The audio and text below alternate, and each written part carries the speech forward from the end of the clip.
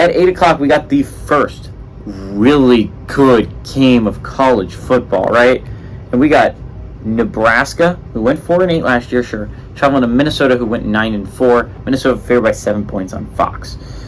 Casey Thompson for Nebraska last year went 173 at 274, threw for 2,407 yards, 17 touchdowns, 10 interceptions. Anthony Grant on the ground had 218 carries for 915 yards and 6 touchdowns, and Trey Palmer through the air had 71 catches for 1,043 yards and 9 touchdowns.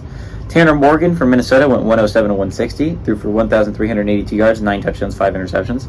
Muhammad Ibrahim on the ground had 320 carries for 1,665 yards and 20 touchdowns, and Daniel Jackson had 37 catches for 557 yards and 5 touchdowns.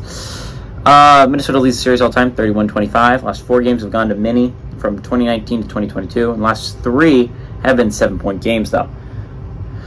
Why do I think this game's super interesting? If you look at the records last year, it shouldn't, right? But Nebraska gets a brand new coach in Matt Rule, and Matt Rule has been a consistently great college football coach. People are going to point to his time in Carolina, and it wasn't a good time in Carolina. Obviously, he did some things that weren't great. He really didn't get Carolina to compete for anything during that time. But you just got to go back to those Baylor and Temple days and just look at how great of a team coach he is and how quickly he can turn around a program. Baylor went from in 3 years winning 1 game to almost going to the playoffs. That's how good Matt Rule is at coaching football. Nebraska is by far the most prestige of teams that he's taken over, right? He took over Temple and Baylor and made them really good. Imagine what he can do in Nebraska. Remember, this is Nebraska who used to compete for national championships every year, right? This is a historically great college football program. Can he make it that again? In 1 year? Probably not. But what's going to be really interesting in this game, Nebraska has a brand new quarterback. I'm pretty sure it's not going to be Casey Thompson. I think it's Jeff Sims that's likely going to be starting for Nebraska, the former Georgia Tech quarterback.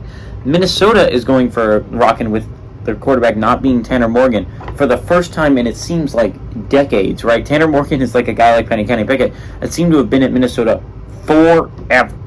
And they're going to be rocking without him for the first time in a long time. Not to mention you're going to be no more Muhammad Ibrahim.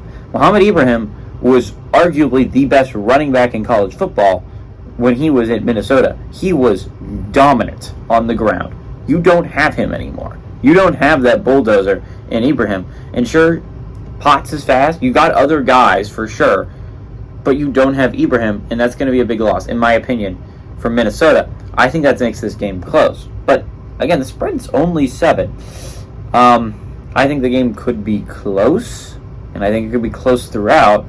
I think Minnesota still wins this one. I think they win it by more than 7, right? Because this is still a Minnesota program that over the years since PJ Fleck has taken over has been consistently good. 8-9 win seasons almost every year.